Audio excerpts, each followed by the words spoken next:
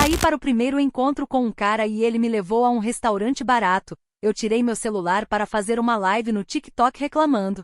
Mas quando disse que esse lugar era muito barato, ele disse: pois é o que você vale beber. Eu sempre deixei absolutamente claro para todo o meu círculo social que o meu padrão de vida e a minha imagem pessoal não estão abertos a qualquer tipo de negociação. Trabalho há anos como consultora no mercado imobiliário de altíssimo padrão, negociando coberturas triplex e mansões blindadas para empresários que não olham o lado direito do cardápio. Nesse meio altamente exclusivo, circular pelos endereços corretos, usar cortes impecáveis de alfaiataria e manter uma presença refinada não é vaidade, mas um pré-requisito básico de sobrevivência. Eu sei exatamente o peso que um relógio de grife e uma bolsa importada carregam na hora de fechar um contrato milionário. Uma mulher do meu nível simplesmente não pode se dar ao luxo de se misturar com a mediocridade do cidadão comum. Quando conheci o Álvaro em um aplicativo de relacionamentos voltado estritamente para profissionais bem-sucedidos e perfis verificados, criei expectativas proporcionais ao perfil dele. A biografia mencionava com todas as letras que ele era um empresário consolidado do setor gastronômico da capital. Na minha cabeça, isso significava automaticamente ser proprietário de bistros estrelados, controlar cartas de vinhos premiadas e ter acesso livre às mesas mais disputadas da alta sociedade. Trocamos mensagens durante alguns dias com uma conversa agradável sobre investimentos, o ritmo caótico dos negócios e viagens internacionais. Quando ele finalmente me convidou para jantar em uma sexta-feira à noite, presumi que seríamos recebidos pelo maitre de algum restaurante sofisticado do bairro Nobre. Passei pouco mais de 3 horas me arrumando minuciosamente diante do espelho para estar à altura do evento. Escolhi um vestido tubinho de crepe estruturado, sapatos de salto agulha italianos e brincos de ouro branco com pequenas pedras de brilhante. Cuidei de cada detalhe da minha maquiagem para garantir que minha pele parecesse polida sob a iluminação indireta de um salão elegante. Álvaro se ofereceu com antecedência para passar no meu condomínio e me buscar no horário combinado.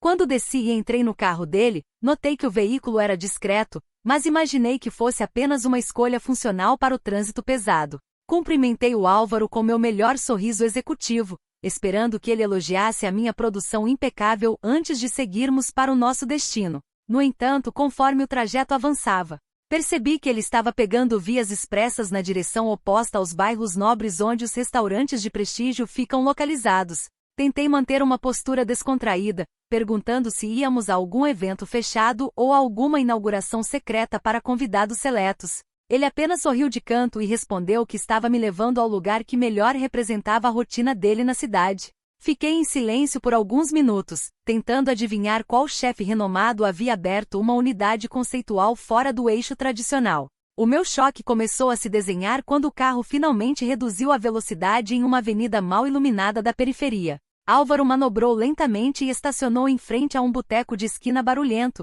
com mesas de plástico vermelho espalhadas pela calçada de cimento rachado. O chão do estabelecimento estava visivelmente engordurado. Uma televisão antiga transmitia futebol aos gritos e o cheiro pesado de óleo queimado tomava conta de todo o quarteirão.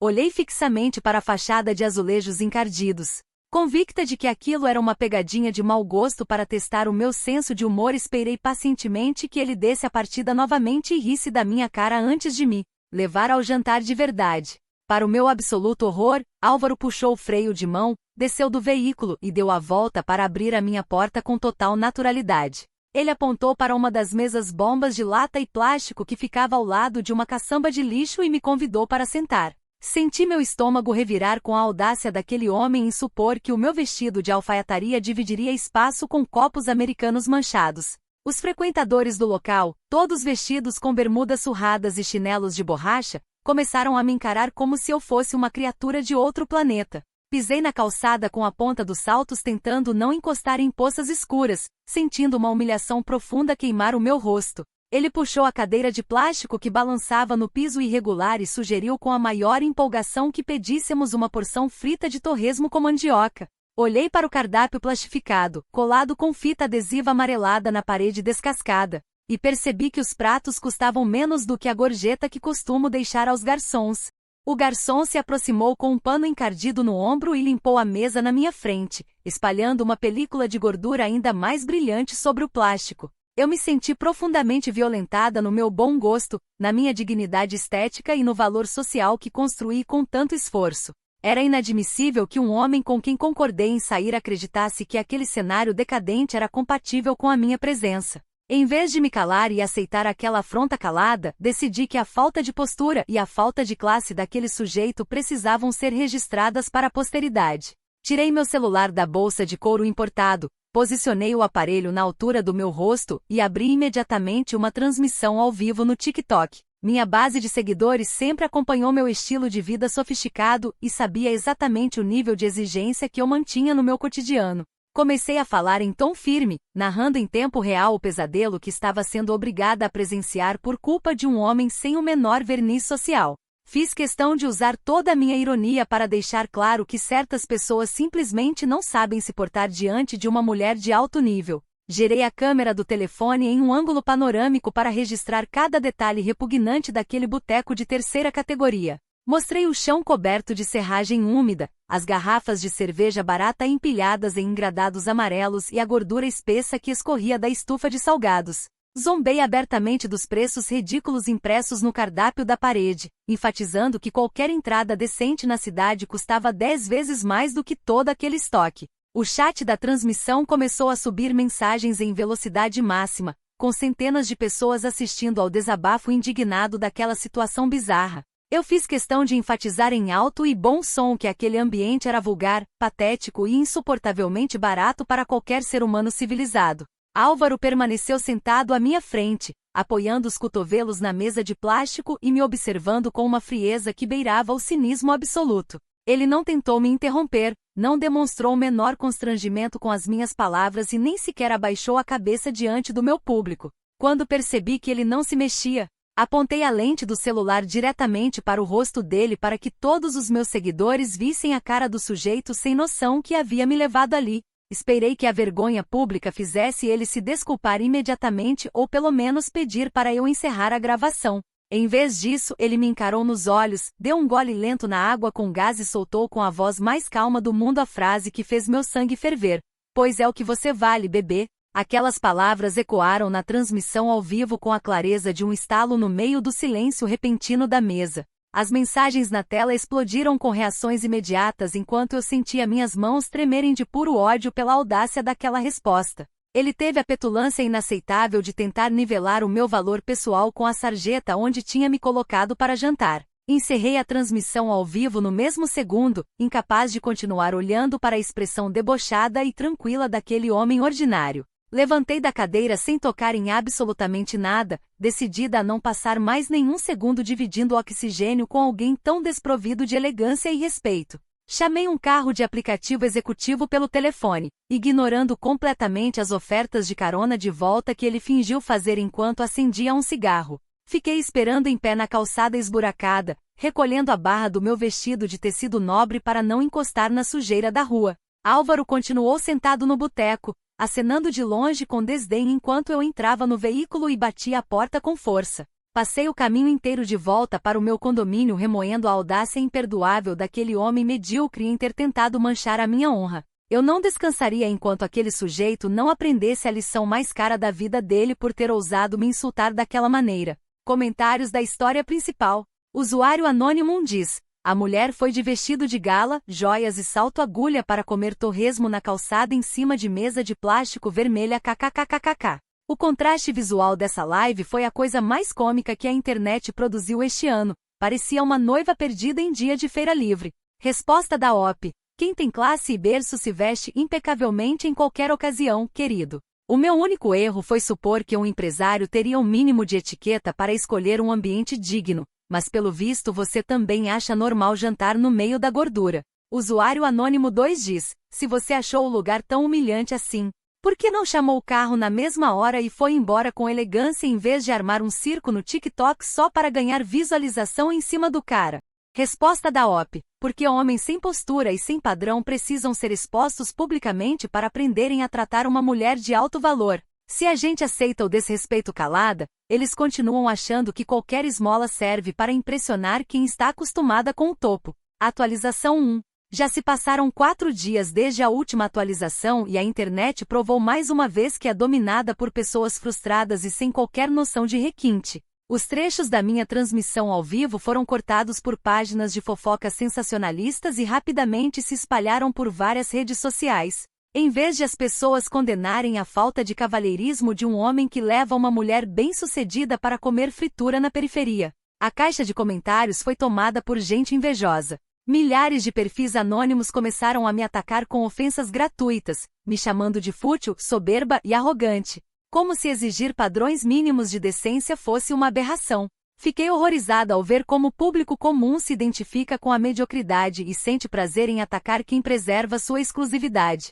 Como ficou claro que o tribunal da internet perdeu completamente o bom senso, decidi que a reparação pela afronta que sofri não viria de discussões em redes sociais. Eu precisava atingir o Álvaro no único lugar onde homens dessa categoria realmente sentem o peso dos seus erros, no bolso e nos negócios dele. Passei uma tarde inteira fazendo uma varredura aprofundada na internet sobre as atividades empresariais dele para entender onde estava a sua fonte de renda. Descobri que ele não era dono de restaurantes finos, mas sim um responsável operacional por uma empresa de catering corporativo de médio e grande porte. A empresa dele prestava serviços de buffet para congressos médicos, feiras de negócios e festas particulares de famílias tradicionais. Aquela informação foi a chave perfeita para desenhar a resposta proporcional que a arrogância dele exigia. Se ele achava que podia reduzir a minha imagem a um boteco de esquina sem sofrer consequências, eu mostraria como o nome dele poderia descer ao mesmo nível de lama. Criei 5 contas alternativas em diferentes plataformas de avaliação comercial e redes sociais para não levantar suspeitas imediatas. A partir desses perfis falsos, comecei a publicar relatos extremamente detalhados e alarmantes sobre os serviços prestados pela empresa de catering dele. Escrevi depoimentos simulando clientes corporativos indignados que supostamente haviam contratado o serviço para eventos importantes e enfrentado desastres sanitários completos. Nos meus textos, descreve supostos surtos graves de contaminação alimentar entre convidados ilustres após o consumo de frutos do mar estragados servidos pela equipe dele. Inventei que bandejas de doces finos haviam sido entregues com baratas mortas e que os funcionários trabalhavam sem luvas e com uniformes visivelmente encardidos. Adicionei detalhes técnicos para dar verossimilhança aos relatos, mencionando nomes de pratos sofisticados e supostas datas de eventos que coincidiram com a agenda pública da empresa. Em poucas horas, as páginas de avaliação do negócio dele estavam inundadas com classificações de 1 estrela e alertas urgentes para que novos clientes fugissem daquela empresa. Eu sentia uma satisfação indescritível a cada avaliação postada, vendo a reputação daquele sujeito ser colocada exatamente no patamar vulgar que ele merecia. Não satisfeita em apenas atingir a pontuação pública da empresa, decidi direcionar o ataque para o contato mais estratégico que encontrei nas redes dele. Entre as marcações antigas, localizei o perfil da Flora, uma produtora de casamentos e eventos da alta sociedade extremamente requisitada pelas famílias mais ricas da cidade. Flora era conhecida pela exigência implacável com fornecedores e pela intolerância absoluta com qualquer falha que pudesse manchar o cerimonial de suas festas. Sabendo que ela contratava os serviços de buffet do Álvaro com frequência regular, elaborei uma mensagem privada com o tom mais sóbrio e profissional possível. Usei um dos meus perfis secundários fingindo ser uma ex-funcionária arrependida do setor financeiro da empresa dele. Anexei à mensagem capturas de tela montadas que simulavam conversas internas onde Álvaro supostamente ordenava a compra de sobras de alimentos vencidos para baratear custos.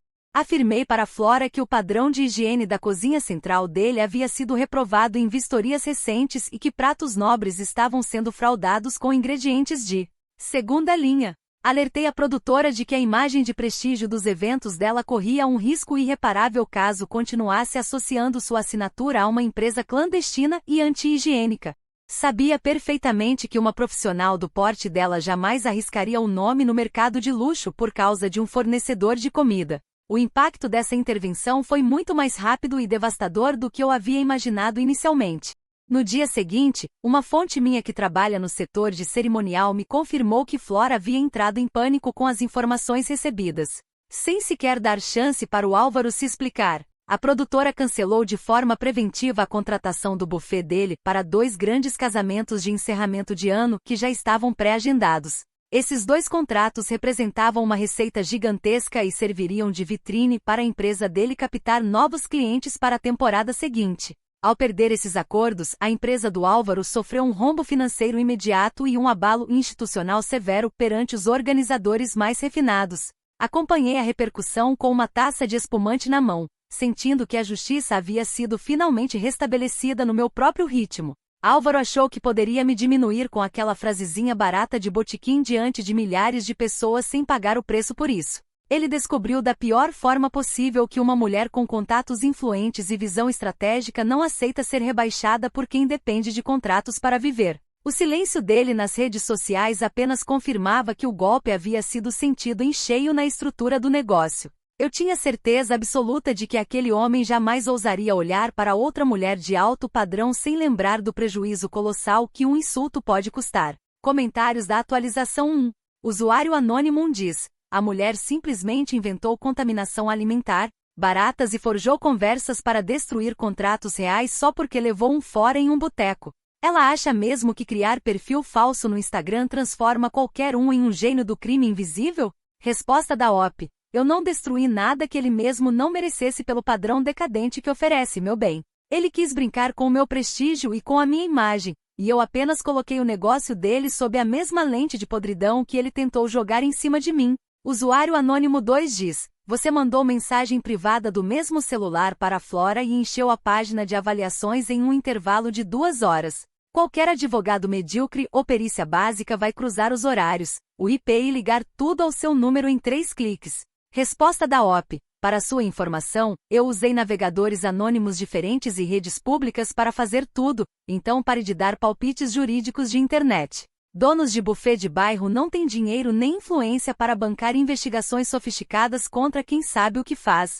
Atualização 2. Já se passaram 1 mês desde a última atualização e a situação tomou um rumo completamente absurdo, desproporcional e violento contra a minha pessoa. O que eu acreditava ser apenas uma lição comercial merecida transformou-se em uma perseguição desmedida orquestrada por homens rancorosos que não aceitam ser enfrentados. Descobri que o Álvaro não administra aquela empresa sozinho como eu supunha. Ele possui um sócio investidor chamado Maurício, que é um operador financeiro experiente e com fortes conexões jurídicas. Assim que os contratos com a Flora foram rompidos, Maurício assumiu a liderança da situação e contratou imediatamente um escritório de advocacia criminal e uma empresa privada de perícia cibernética. Aqueles 2 homens moveram uma estrutura técnica gigantesca para transformar uma simples troca de opiniões na internet em um litígio judicial de proporções astronômicas. A perícia técnica contratou peritos que emitiram um laudo minucioso com mais de 60 páginas, comprovando que todos os perfis falsos foram criados a partir do mesmo endereço de IP. Eles rastrearam as conexões diretas da rede de internet fixa instalada no meu apartamento de luxo e a identificação do IMEI do meu próprio aparelho de telefone celular. Até mesmo as mensagens enviadas em sigilo para a Flora foram periciadas e anexadas a uma ação judicial pesadíssima por calúnia, difamação agravada e perdas e danos materiais com lucros cessantes. Eu estava tomando café da manhã no meu condomínio quando recebi a intimação judicial oficial das mãos de um oficial de justiça, acompanhada de cópias de todas as postagens impressas. O texto da petição inicial era de uma crueldade repugnante, me retratando como uma criminosa digital vingativa que teria agido com dolo para quebrar uma empresa respeitável. Eles anexaram os valores exatos dos 2 contratos cancelados pela Flora, calculando os prejuízos em dezenas de milhares de reais e exigindo uma reparação financeira imediata. Fiquei completamente estarrecida ao perceber como o sistema protege homens comuns que provocam mulheres e depois usam o poder econômico para tentar nos silenciar no tribunal. No entanto, o verdadeiro pesadelo começou quando o conteúdo da notificação e os detalhes do processo vazaram de forma covarde para o mercado imobiliário. Algum contato ligado ao escritório de advocacia do Maurício fez questão de enviar o documento diretamente para o e-mail da diretoria executiva da imobiliária de alto padrão onde eu trabalhava. Eu era uma das corretoras com melhor apresentação pessoal da equipe e atendia investidores que compravam imóveis de múltiplos milhões de reais.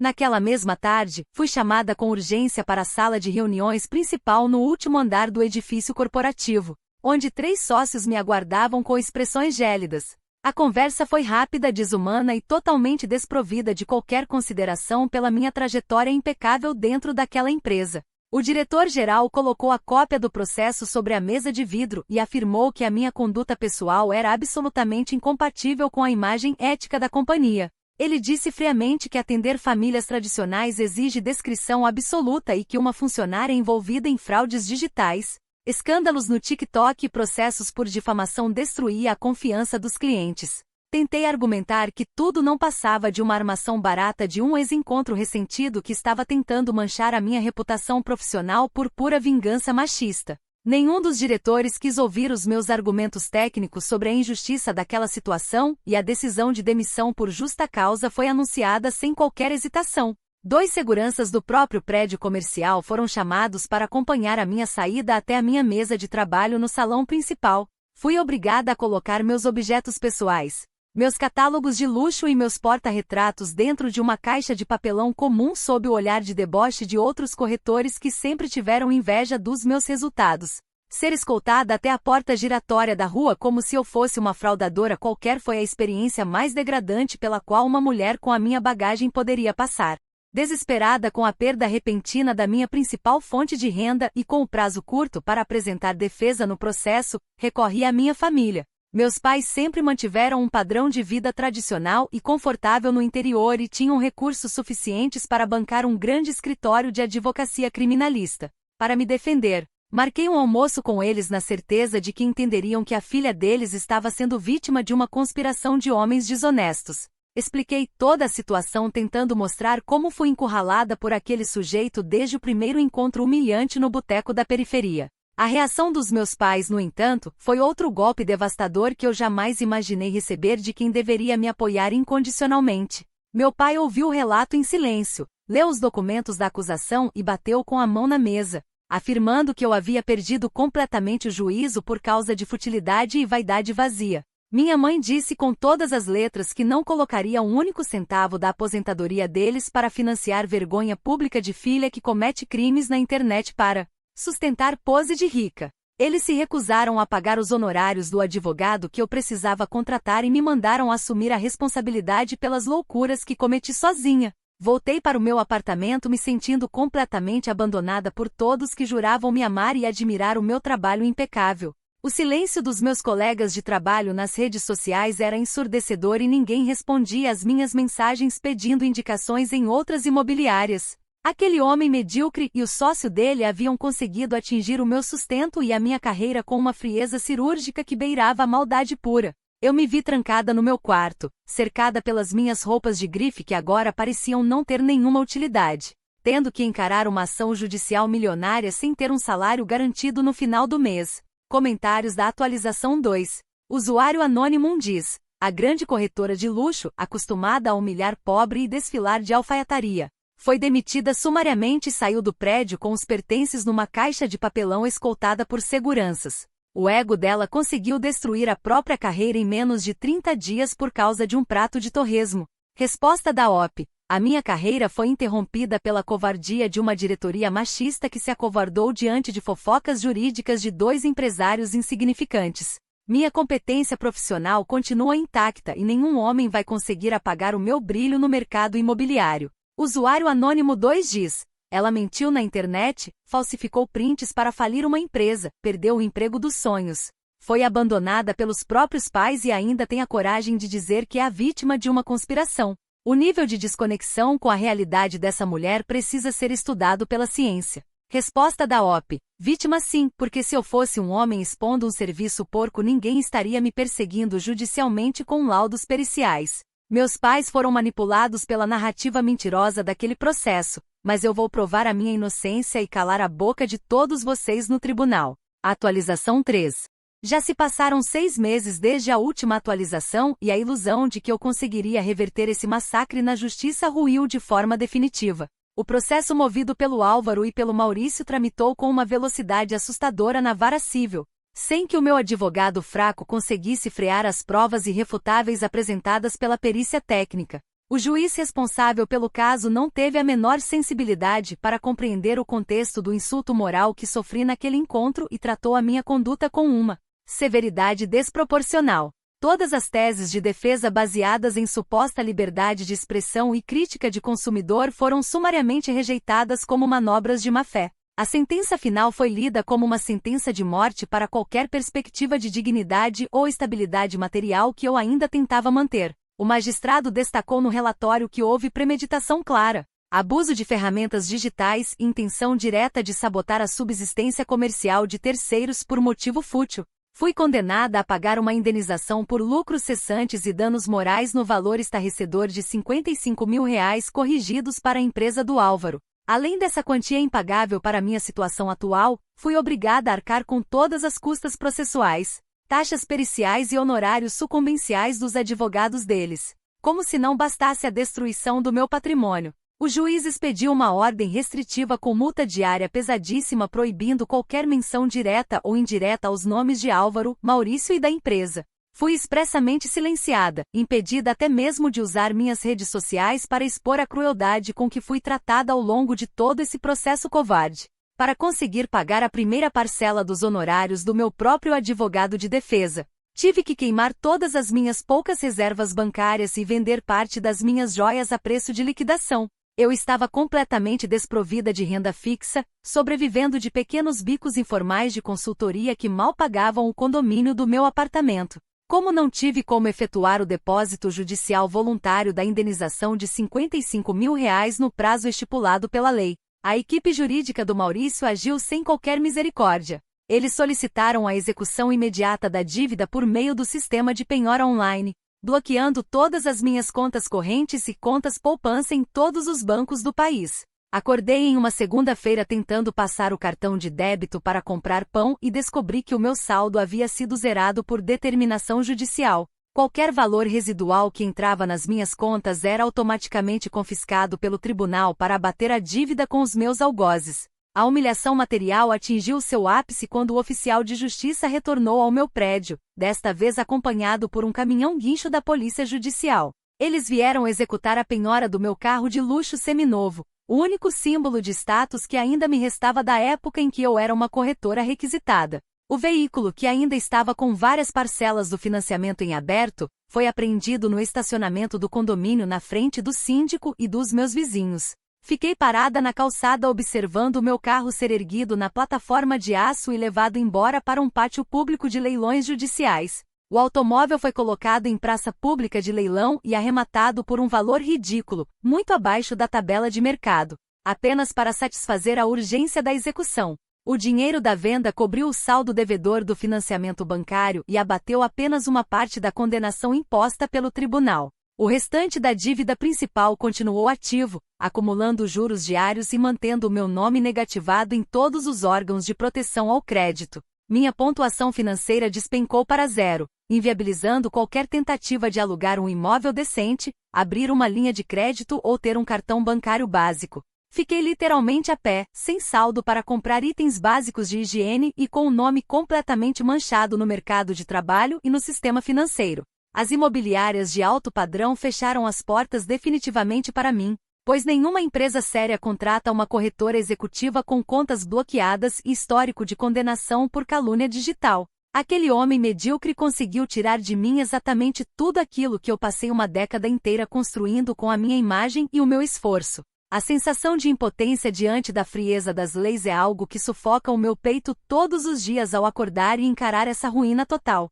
Comentários da atualização 3. Usuário anônimo 1 diz, R$55 mil de indenização, custas do tribunal, contas zeradas e o carro de luxo leiloado no pátio da justiça kkkkkk. Foi o torresmo mais caro da história da humanidade, cada frase debochada daquela live custou uns R$5 mil para o bolso da madame. Resposta da OP. A justiça deste país é uma piada de mau gosto feita para proteger empresários gananciosos e massacrar mulheres que não têm suporte financeiro para brigar em instâncias superiores. Eles podem ter me tirado dinheiro com a ajuda de juízes comprados, mas a minha dignidade e a minha honra eles nunca vão conseguir dobrar. Usuário anônimo 2 diz, mulher, para de chorar e larga essa soberba de uma vez por todas antes que você vá parar embaixo da ponte. Aceita qualquer trabalho comum de carteira assinada, renegocia o restante dessa dívida com o advogado dos caras e começa a viver uma vida realista como todo mundo faz. Resposta da OP. Eu estudei e me preparei a vida inteira para lidar com a elite, não para me rebaixar a subempregos de salário mínimo como vocês estão acostumados a aceitar. Eu prefiro passar dificuldades temporárias lutando pelos meus direitos do que me misturar com a mediocridade de quem se contenta com migalhas. Atualização 4. Já se passaram 1 ano e meio desde a última atualização e a minha existência foi reduzida a uma realidade que eu costumava enxergar com o mais profundo desprezo. Não existe mais qualquer resquício daquela mulher que desfilava vestidos de crepe estruturado e atendia clientes em coberturas milionárias nos bairros mais caros da capital. Hoje eu moro de aluguel em uma kitnet minúscula e úmida de apenas 25 metros quadrados, localizada nos fundos de uma vila operária em um bairro periférico e cinzento. As paredes têm manchas de infiltração. A janela dá de frente para um muro de tijolo sem reboco e o barulho de ônibus velhos e vizinhos gritando não para um único minuto do dia. Para conseguir pagar o aluguel dessa kitnet e não passar fome, tive que me submeter a trabalhar em 2 turnos exaustivos como operadora de caixa em um supermercado atacadista da região. Passo 10 horas em pé atrás de um balcão de fórmica cinza, passando códigos de barras de fardos pesados de arroz, caixas de óleo barato e produtos de limpeza populares. Minhas unhas, que antes recebiam tratamento semanal nos salões mais caros, agora estão curtas, ressecadas e quebradas pelo contato constante com papelão áspero e moedas sujas. A cada cliente mal educado que me joga notas amassadas no balcão sem sequer olhar no meu rosto, sinto o peso esmagador de onde fui parar.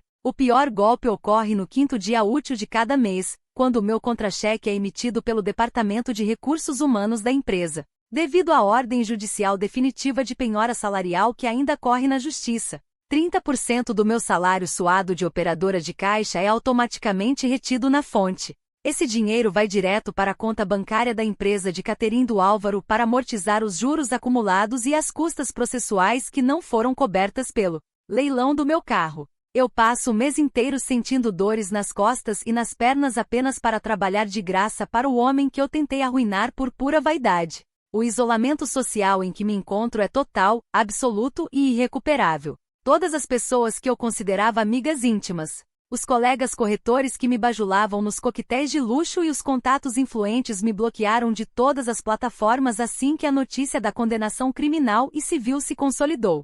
Ninguém nunca mais me mandou uma mensagem para saber se eu estava viva, se tinha o que comer ou como estava enfrentando a perda de tudo que eu tinha. Eu virei um fantasma para aquele meio fútil, um exemplo vergonhoso de alguém que cometeu o pecado imperdoável de perder o status e a fachada de sucesso. Ontem à noite, enquanto eu jantava um marmitex frio de R$ 20 sentada em uma cadeira de metal enferrujada diante da minha pia encardida, peguei o meu celular com a tela trincada. Comecei a rolar a galeria de fotos antigas e encontrei um registro daquele vestido de alfaiataria impecável que usei naquela sexta-feira fatídica há quase 2 anos. Olhei fixamente para aquela imagem da mulher altiva, perfumada e cheia de certezas absolutas sobre a sua própria superioridade social e moral. Foi exatamente naquele momento de silêncio, iluminada pela luz fraca de uma lâmpada fluorescente que pisca no teto, que a ficha finalmente caiu com uma clareza violenta e sem qualquer anestesia. Álvaro não tentou me rebaixar quando me levou até aquele boteco simples e muito menos quando disse com frieza que aquele lugar era o que eu valia. Quem determinou meu verdadeiro valor com uma precisão matemática e impiedosa, fui eu mesma no momento em que decidi agir movida pelo ódio e pela soberba. Eu escolhi que a minha vaidade vazia, o meu preconceito cego contra pessoas simples e a minha necessidade doentia de humilhar os outros na internet valiam mais do que a minha própria vida. Aquele jantar na calçada teria custado R$ 30 e uma noite mal aproveitada que acabaria no dia seguinte com um simples tchau educado. Mas a minha recusa em aceitar a simplicidade alheia e a minha arrogância desmedida custaram a minha carreira, o meu patrimônio, a minha dignidade e absolutamente tudo o que eu era.